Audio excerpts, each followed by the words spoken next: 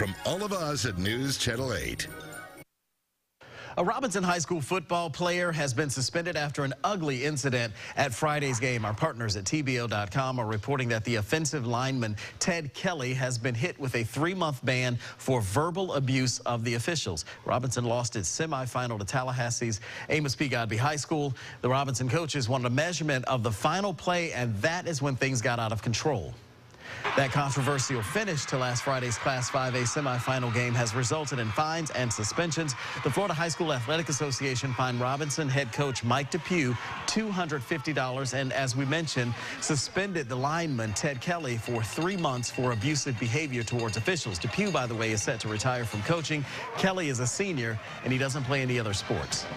Some Bay Area elementary students are not letting state budget cuts stop them from getting new equipment into their classrooms. And in my ongoing Students Doing the Right Thing series, meet the elementary kids from Tampa's Mary Bryant, who just wrapped up a hugely successful fundraiser at their school, the Booster-thon Fun Run. The kids took turns on Skype to tell me about the fundraiser that raised thousands of dollars to buy more smart boards for classrooms. A little bit about the fun.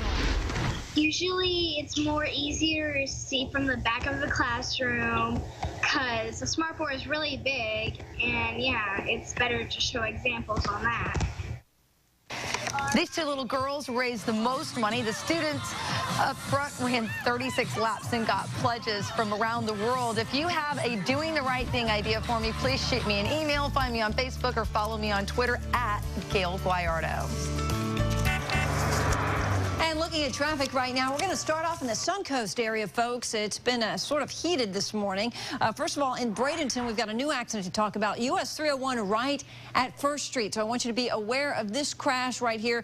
We don't have word whether or not it's tying up any lanes, but this can get very busy right in the heart of Bradenton. Also, this earlier fatal accident investigation has just wrapped up. So now northbound US 41 has been reopened. I love bringing good news to you. Right at 89th Street East. No need to take Ellington Gillette or I-75. Again, 41 has been reopened there just north of 275 from an earlier fatal accident investigation that was going on. Let's pull out the camera and take a look at the remnants of this accident. We've still got a little bit of activity on the shoulder, but all lanes are clear. Again, everything is off to the side. A little bit of slow and go traffic as people just slow down because they're seeing some flashing lights there. This is northbound on I-75 just past Martin Luther King. Let's go back to the maps now. I want to move over, take a quick look at this accident here off to the shoulder, US 19 right at Bel Air in the Clearwater area, not tying up any lanes. In fact, it is a hit and run.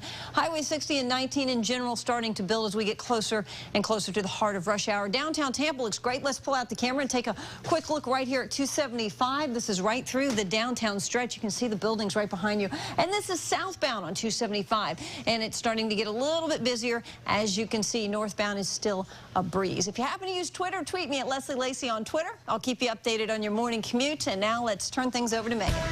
Glad to hear that the fog isn't causing too many issues on the roadways this morning. Still, we'll see some areas of declining visibility. So if you can, leave the house about 10 or 15 minutes early just to make sure you get there safely and on time. Max radar is quiet for the most part, but we do have a pretty active start to the day south of the bay. Highlands County seeing a few showers earlier. A few of these showers kind of really falling apart as they approach Venice, Inglewood, and into Northport. But some of those showers may hold together, just not be strong enough to be able to be picked up by radar. Keep those umbrellas handy throughout the entire day today. Lingering fog at 9 a.m., 73 degrees by noon. We'll work in a few peaks of sunshine here and there. 76 degrees the high, 77, a 50% chance for showers and thunderstorms. And some of the storms we see today, like yesterday, could be strong to severe. The main threats will be damaging wind. We can also see lots of heavy rainfall, frequent lightning too. With this twist in the atmosphere too, like we saw yesterday, can't rule out the possibility for an isolated tornado until that front clears the area. Not likely, but definitely in the cards. 70 degrees in Tampa, 69 degrees. The current dew point, wind is calm. I'll also mention we are not under any watches at this point. I don't anticipate anything widespread, just isolated.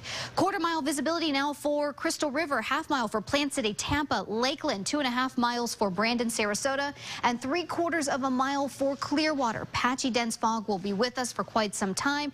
That's because the dew point numbers are high. Skies were clear. Wind is from the south, bringing in that nice, deep, moist air mass, and that'll help to fuel showers and storms today.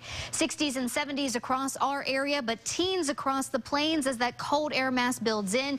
Dip in the jet stream, allowing a very cold Canadian air mass to plunge all the way to the south. Freeze warnings for Houston, Texas, right along the Gulf Coast, and that jet stream will also supply some needed energy for us to kick off showers and storms. If you're traveling across the country, no major weather delays expected, but could encounter some in Miami and Fort Lauderdale with the afternoon storms. Highs today will be in the 70s and 80s, much nicer than the teens and 20s they're expecting across the plains. And in fact, 70s will be with us for quite some time. A 50% chance for showers and storms today, increasing to 60% for Wednesday. I think Wednesday could shape up to be a pretty heavy rainfall event day. So galoshes, definitely want to have those at the ready. Make sure your pants aren't wet before you walk into work. Yeah, I was running through the Sweet Bay parking lot. Oh, that was you? No, I didn't. Oh. Me doing what?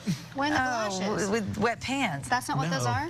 No. I have no idea. I haven't worn galoshes since kindergarten. That's why I'm like, what are you talking about? Okay, bye.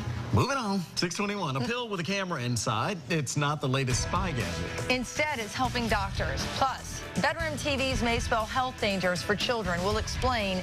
You're watching News Channel 8 today.